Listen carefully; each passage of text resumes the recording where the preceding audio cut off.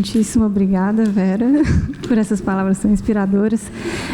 A gente passa a palavra para a Rita e depois a gente abre para um debate que com certeza vai ser muito rico. Então, obrigada, Júnia.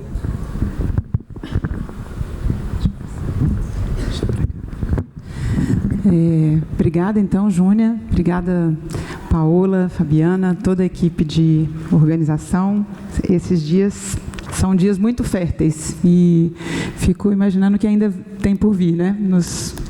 Até o final da semana. É realmente uma honra estar nesse encontro.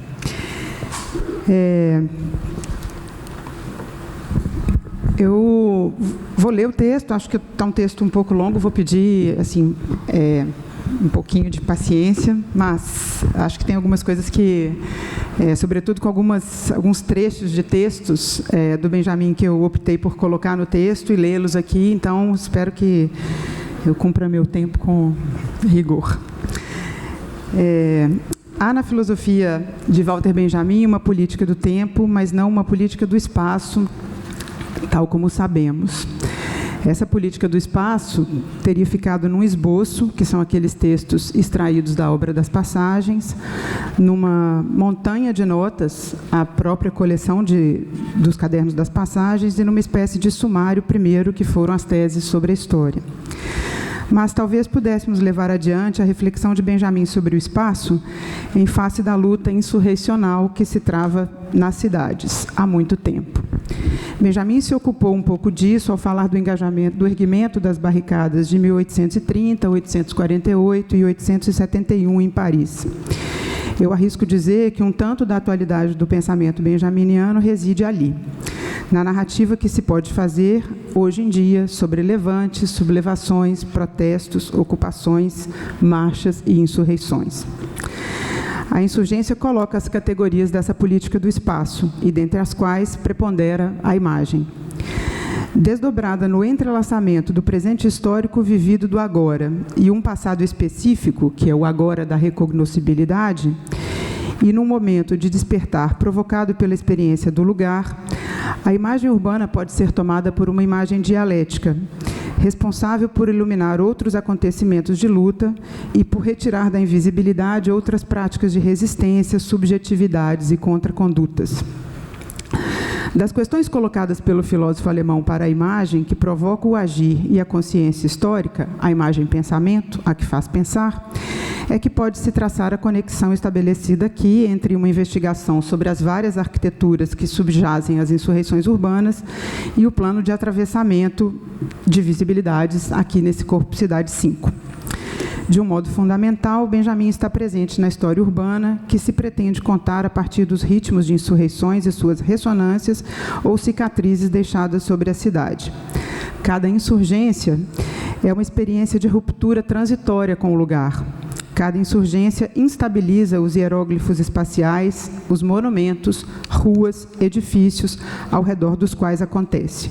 Toda e cada insurgência explode a lógica subjacente ao urbano desenhado e planejado. Então, quando se pretende escrever uma espécie de história urbana pelo avesso, que imagens em anteparo darão conta dessa narrativa? Estaríamos vendo surgir com as insurreições que novamente se espraiam aqui pelo mundo desde 1999, um novo espaço da aparência? Proponho começar por esboçar muito rapidamente aqui o que é uma experiência urbana arquitetônica, uma experiência da arquitetura urbana nos termos de Benjamin.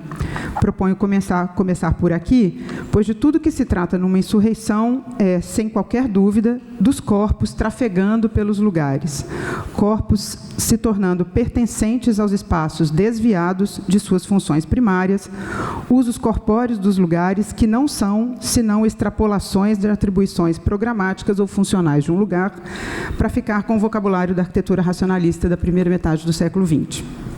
Proponho, então, dizer assim: pode-se chamar experiência arquitetônica àquela ação que se desenrola no cotidiano de alguém, graças à recepção tátil dos espaços.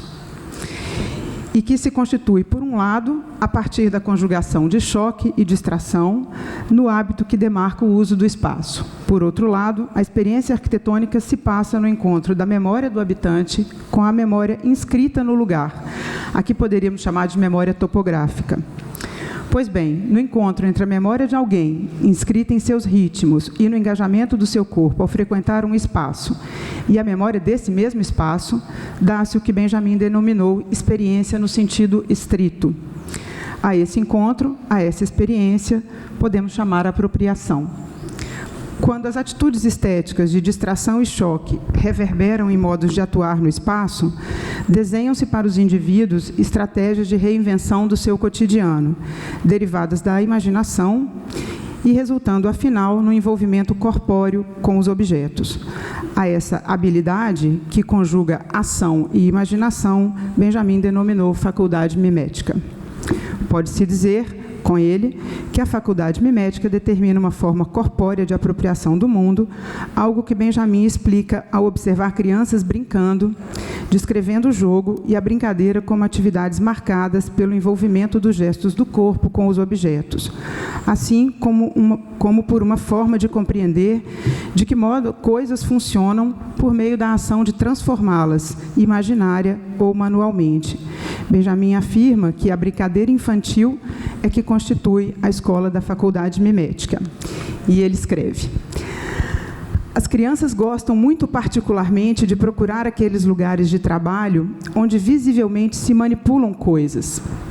Sentem-se irresistivelmente atraídas pelo desperdício. Nestes desperdícios, reconhecem o rosto que o mundo das coisas volta para elas e precisamente para elas. Com eles, criam novas e súbitas relações entre materiais de tipos muito diversos, por meio daquilo que, brincando, com elas constroem. Com isso, as crianças criam elas mesmas o seu mundo de coisas, um pequeno mundo dentro do grande.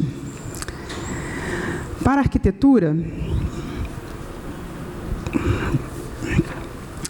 arquitetura, essa lida cuidadosa com os objetos diz respeito ao hábito, por um lado. Por outro lado, à memória.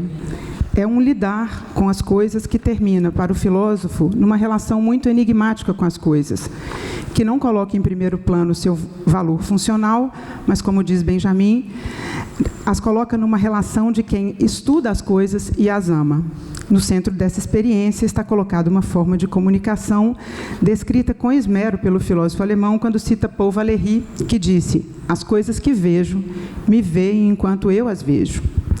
O aprendizado mimético, quando desvela no espaço um mundo de afinidades secretas, envolve um tipo particular de receptividade.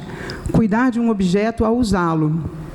Aprender e reaprender a usá-lo em vários e renovados modos é saber ver as coisas, saber receber o olhar que os objetos devolvem quando lidamos com eles no cotidiano. Benjamin dirá que, abre aspas, onde essa expectativa da retribuição do olhar é correspondida, aí cabe ao olhar a experiência da aura em toda a sua plenitude. A experiência da aura se baseia, portanto, na transferência de uma forma de reação comum na sociedade humana à relação do inanimado ou da natureza com o homem. Quem é visto ou acredita estar sendo visto, revida o olhar. Fazer a experiência da aura de um fenômeno significa investi-lo do poder de revidar o olhar. Se passarmos dos objetos às cidades, arrisco dizer que a experiência da apropriação é que educa para a compreensão dos vários tempos passados cristalizados num lugar, e que só vem à tona se a ação do uso do lugar significar penetrar na dinâmica da cidade. E é nesse sentido que eu vou fazer mais uma citação maravilhosa de Benjamin, descrevendo as viagens que ele fez, uma das viagens que ele fez num bonde elétrico, na viagem a Moscou. Então, ele diz assim: é, acima de tudo, uma experiência tática.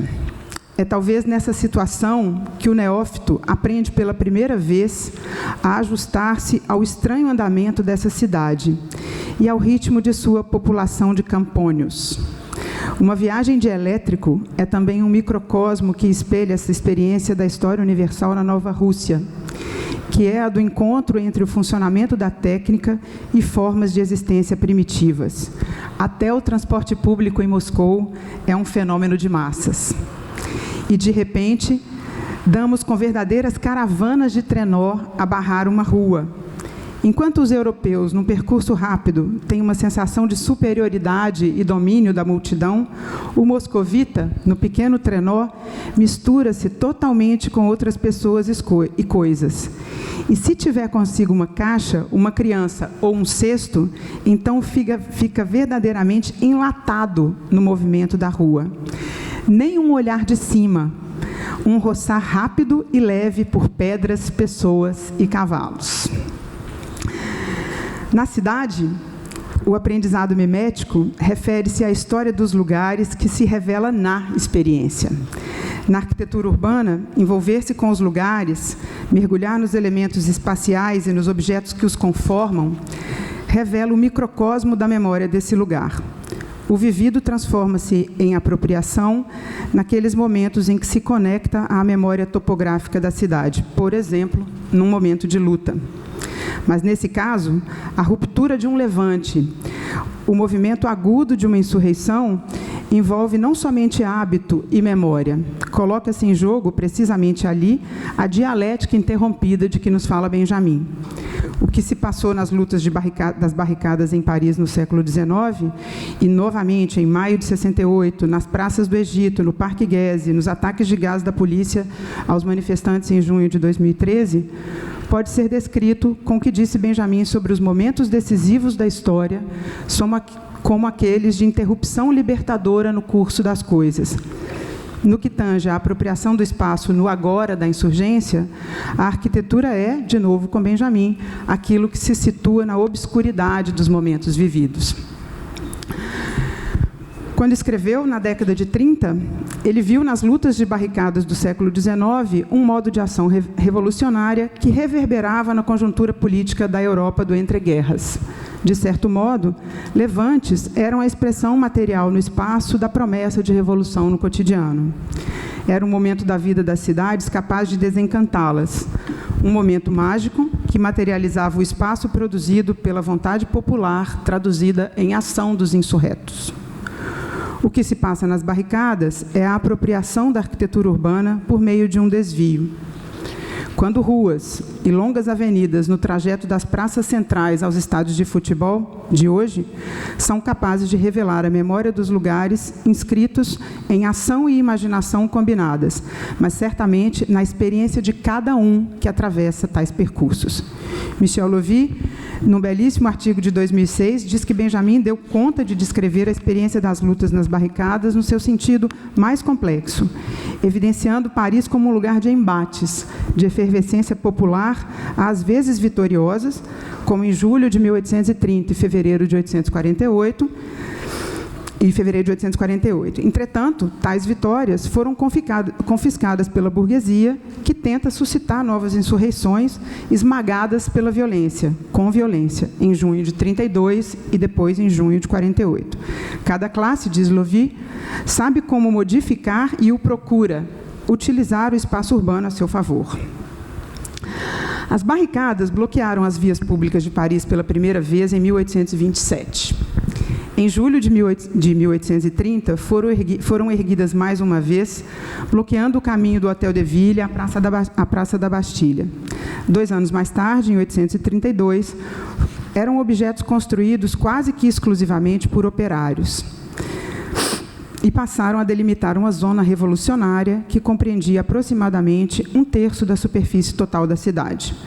No momento anterior à proclamação da Comuna de 871, a Revolução de 848 durou 4 meses, de fevereiro a junho. Começou em Paris e, em março, sua repercussão ecoava através da Europa Central, onde movimentações proclamavam a superioridade das repúblicas nacionais sobre a divisão geográfica do território modelado pelas dinastias.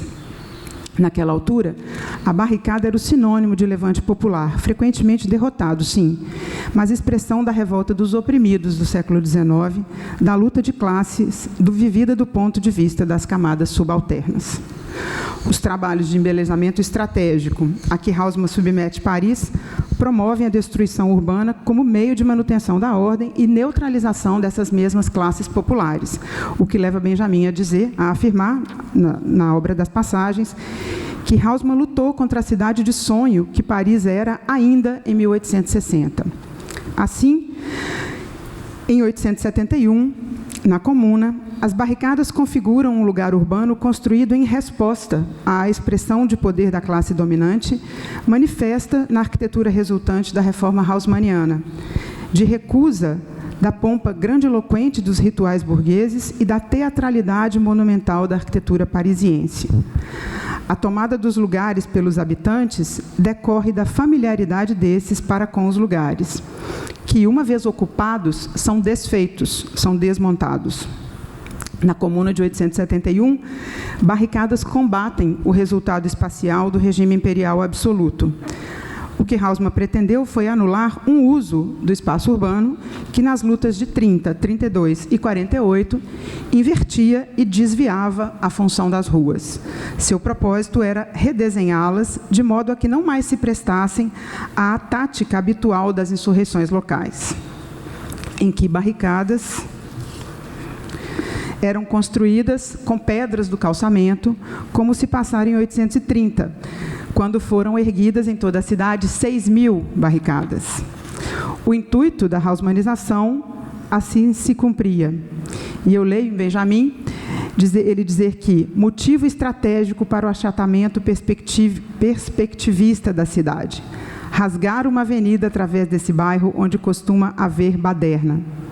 Pavimentavam Paris com madeira para privar a revolução de matéria-prima. Contudo, esse projeto urbanístico, tão elaborado, falhou em prever as práticas oposicionistas. As classes trabalhadoras, ditas perigosas, os operários e os pobres, se apropriaram do espaço onde estavam subjugados e marcaram a sua geografia como se de um mapa se tratasse, como se com seus próprios edifícios feitos da própria matéria das ruas. A revolta política surgia assim, como assinala Anthony Widler, dos obstáculos do crime e do centro enfermo da miséria operária. Ao descrever as barricadas, Benjamin afirmou que elas acabavam por delimitar um tipo de desmontagem desse espaço urbano. E aí vou ler 4 trechos aqui do caderno onde se menciona as lutas das barricadas, em que Benjamin dizia: barricadas de 848. Contaram-se mais de 400. Muitas delas precedidas de fossas e guarnecidas de seteiras. Elevavam-se à altura do primeiro andar.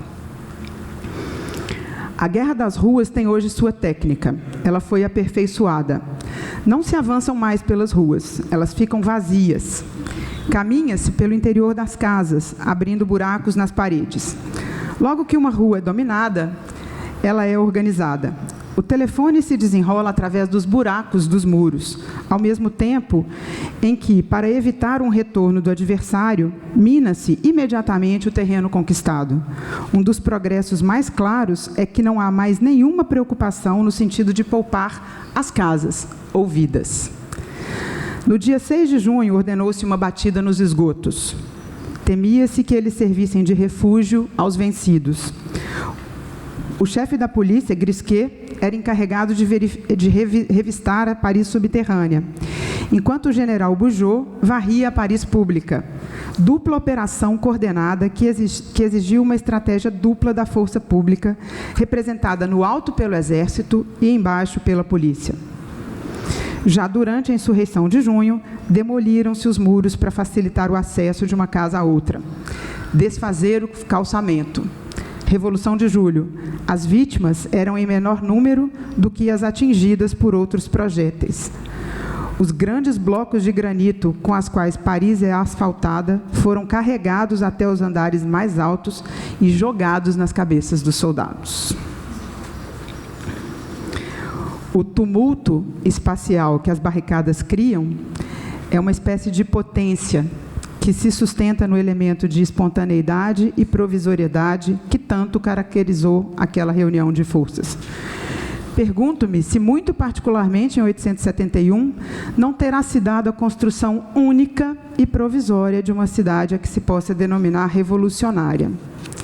A Comuna, nesse sentido, terá esboçado ela mesma uma teoria do acontecimento, em cujo fundamento estaria uma dimensão perturbadora, um rompimento instaurador, no qual, mediado por uma linguagem comum dos sujeitos que o experimentam, se passa a construção da memória coletiva.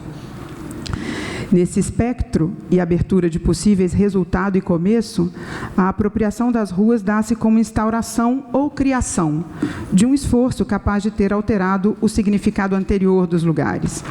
O espaço posto pela barricada denota a história de atos e ações que precisa ser elaborada compreensivamente pelos sujeitos que o vivenciam. Para que o acontecimento da insurreição não seja puro fenômeno, aqueles sujeitos políticos e urbanos que a viveram precisam ter a consciência do instante irrompido em que a luta se define. O que resulta depois do levante é antes fruto do desejo político que da necessidade política, fruto de uma vontade de exercitar a praxis políticas em termos renovados, muito longínquas do poder instituído. Mesmo Karl Marx tinha antevisto e descrito dessa forma, ao afirmar que o grande feito da Comuna foi o seu próprio acontecimento.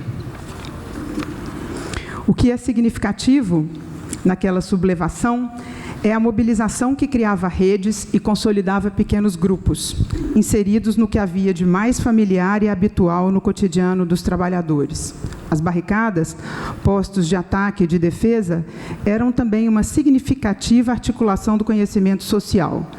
Os homens e as mulheres ocupados com a revolta e o combate às tropas do governo, todos ficavam cara a cara nas ruas estreitas, separados tão somente por uma parede provisória de pedras.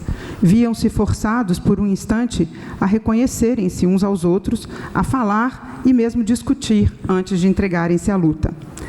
A barricada significou uma reapropriação do centro de Paris pelas classes populares, fazendo do operariado o verdadeiro sujeito da Comuna. Aqueles indivíduos que constituem a massa revolucionária, amarga, gente descontente, com tempo de sobra, nada a perder e nenhuma razão para permanecer leal ao governo que os desprezara. Talvez a sua hostilidade tenha sido apenas passiva, mas foi capaz de criar um muro invisível em torno de Paris.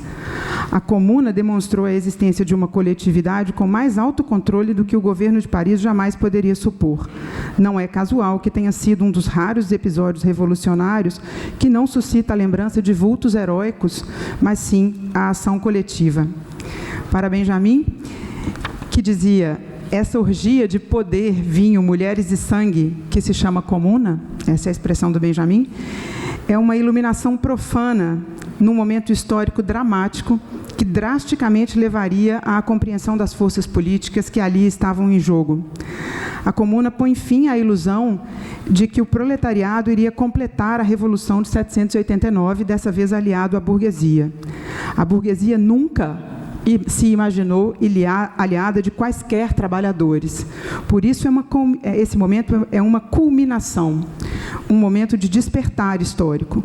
Na Exposé de 1935, que é um dos textos, então, extraídos da obra das Passagens, à medida em que ele ia escrevendo, Benjamin disse que, da mesma forma que o Manifesto Comunista encerra a era dos conspiradores profissionais, assim também a Comuna liquida a fantasmagoria que domina os primórdios do proletariado.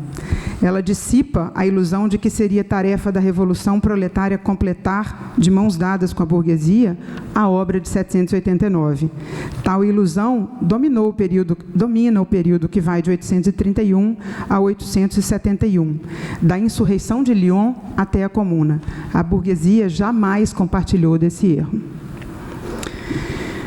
Então, chegando ao século XX, as barricadas concretizam uma prática que depois os situacionistas diriam, na década de 50 e durante a década de 60, poder ser denominada situação construída. Da mesma maneira, assim o seria com os dias de maio de 1968. tal como a Comuna for uma reação a Haussmann, 68 também é resposta àquela experiência da arquitetura urbana, resultante de uma ideologia do planejamento que marcava a Europa, em especial a França, do segundo pós-guerra.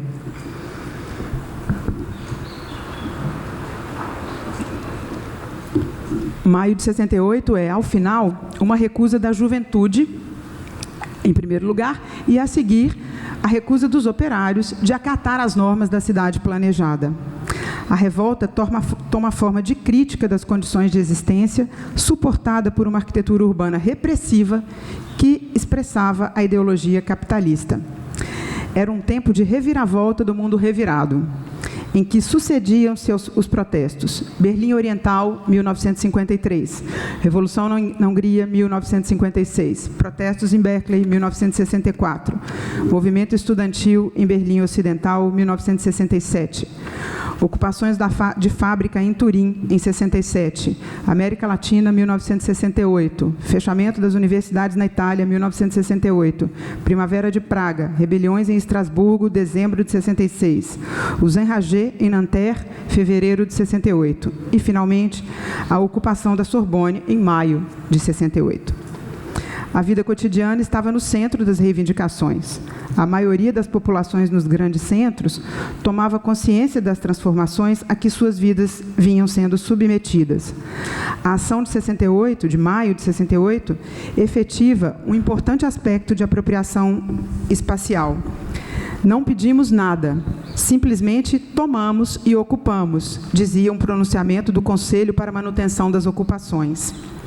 Esse conselho, segundo relata René Viennet, existiu apenas entre maio e junho de 68, tendo se constituído num importante experimento de democracia direta, garantido pela participação de todos os envolvidos nos debates, na tomada de decisões e na execução das mesmas. Viennet escreve: era, em essência, uma Assembleia Geral ininterrupta, deliberando dia e noite, sem que facções ou discussões reservadas acontecessem fora do debate conjunto. Para quem viveu as Assembleias Horizontais de junho de 2013, sabe exatamente o que é uma deliberação ininterrupta, para discutir a metodologia de funcionamento da Assembleia. Fora da universidade ocupada, descreve Viennet, a crítica da vida cotidiana começou a ter algum sucesso em modificar a paisagem da alienação. A rua Gay-Lussac passou a se chamar Rua 11 de Maio, bandeiras brancas e vermelhas davam uma aparência humana às fachadas dos edifícios públicos. Todo mundo, a seu modo, fez a sua própria crítica do urbanismo. A apropriação, então, levava a pensar uma forma de condução da vida em geral. Os estudantes, que se tornaram naquela ocasião uma força considerável, propunham a ocupação para pensar a autogestão como alternativa à autoridade, liderando em boa medida um significativo contingente da população no centro de Paris e propagando uma teoria revolucionária que começava por questionar os princípios da existência.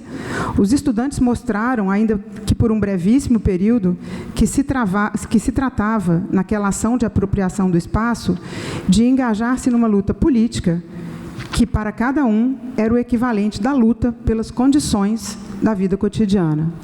Para além da intervenção no presente, o desejo de revolução novamente expresso nas ruas parisienses permite também analisar aquele momento de 68 como uma ação de apropriação referida não apenas à vida atual, mas também ao passado, confirmando as delimitações conceituais de Walter Benjamin.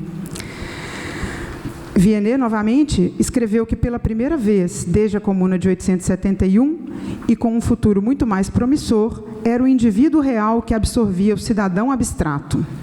Fazia-se, dessa forma, referência a uma conexão implícita entre as barricadas do século XX e os movimentos operários do XIX. Num texto escrito em 68, muito ainda no calor do momento, Hobsbawm apontou que, abre aspas, as revoluções surgem de situações políticas e não porque algumas cidades estejam estruturalmente adequadas para a insurreição. Contudo, uma desordem de rua ou uma agitação espontânea numa cidade pode ser a chave de partida que põe em marcha o motor da revolução. E é mais fácil que esse mecanismo funcione em cidades que estimulem ou facilitem a insurreição. Um amigo meu, que comandou o levante de 44 contra os alemães no Quartier-Latin, caminhou pela área na manhã seguinte à noite das barricadas de 68, emocionado e impressionado em ver que jovens que ainda não haviam nascido em 44 tinham erguido muitas das barricadas nos mesmos lugares de então. Ou, poderia acrescentar o historiador, nos mesmos lugares onde haviam sido erguidas barricadas em 830, 848, 871. Assim, em maio de 68, a confrontação mais violenta ocorreu nas barricadas da Rua Gay-Lussac e atrás da Rue Soufflot.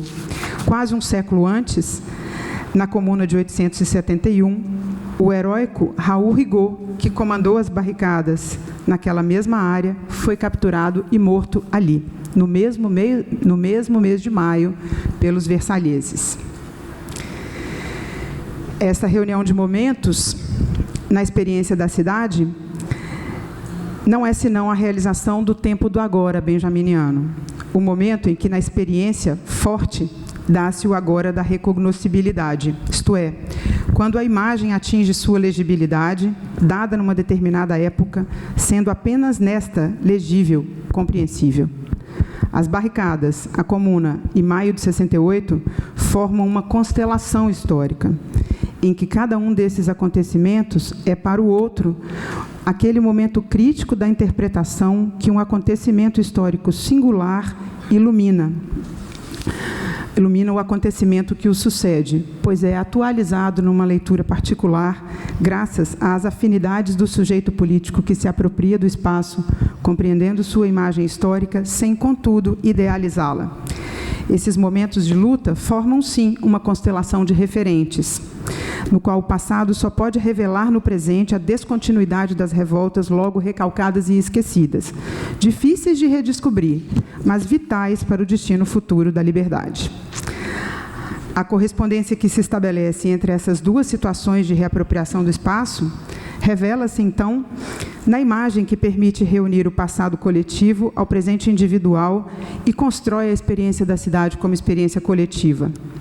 Na Internacional Situacionista, Raul Van Eygen dirá que os momentos revolucionários, são as festas nas quais a vida individual celebra sua união com a sociedade regenerada.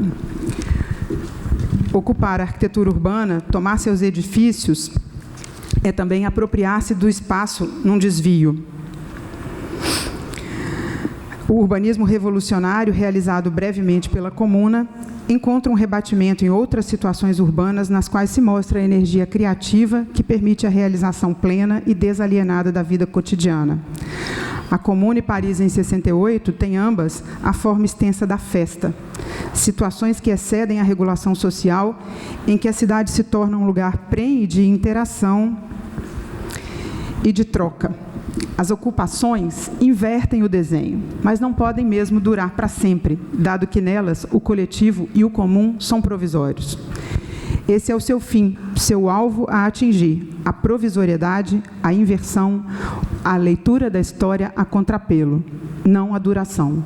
Num dia de festa, num dia de ocupação, dá-se a matéria dos dias de lembrar, conforme chamou Benjamin, os dias em que as correspondências se estabelecem atravessando o tempo. Os dias de lembrar, bem como os dias de ritual ou de prazeres, concretizam a tese benjaminiana de que é por meio dessa experiência que se dão a exploração de estratégias alternativas e emancipatórias.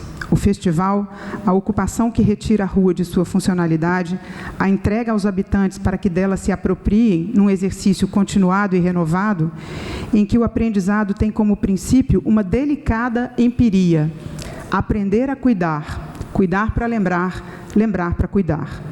No espaço coletivo que se instala provisoriamente, ou no uso que promove a ocupação diferenciada do espaço, o lastro é o cotidiano. É o hábito que permite dar o salto em direção à transformação da estrutura da experiência. Não é mais possível, nessa altura da vida, esperar por qualquer redenção que nos fosse presenteada com hipóteses de planejamento urbano. É preciso atuar reflexivamente desde a praxis espacial de cada um de nós na cidade. Em outras palavras, é preciso explorar a vida a partir da configuração urbana atual que se nos oferece. O mundo urbano é uma condição incontornável. O importante é tomá-lo como lugar da contestação.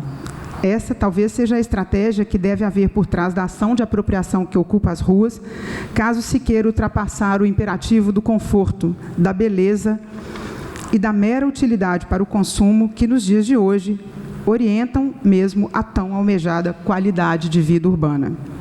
Só a consciência do esvaziamento dessas noções de beleza, conforto e utilidade permitirá superar a perspectiva de acomodação, de comodidade, que esconde a pasteurização e a meta do não envolvimento da alienação sem remédio.